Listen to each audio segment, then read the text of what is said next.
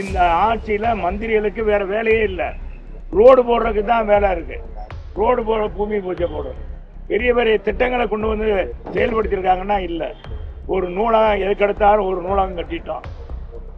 ஒரு ஜல்லிக்கட்டு மைதானத்தினால மதுரை வாழ் மக்களுக்கு என்ன நன்மை?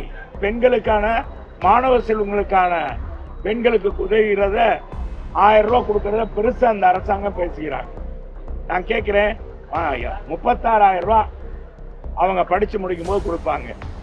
ஆனா நாங்க 1,49,000 ரூபா வரைக்கும் எங்க ஆட்சியில பயனடைந்தாங்க. படித்த மாணவர்களுக்கு பெண்களுக்கு உதவி பண்ணோம். தாலிக்கு தங்க இன்னைக்கு எவ்வளவு? 8 கிராம் கொடுத்தோம், அதை நிறுத்திட்டாங்க. ஒரு மடிக்கணினி கொடுத்தோம், அதை நிறுத்திட்டாங்க. ஸ்மார்ட் சிட்டி நாங்க காலத்துல தான் ஸ்மார்ட் சிட்டி நடத்தப்பட்டது. மதுரை ஒரே ஆண்டுல 11 மருத்துவக் கல்லூரி கொண்டு வந்தோம். என்னங்க இந்த ஆட்சியில என்ன செஞ்சிருக்காங்க? எந்த அமைச்சரும் செய்யல.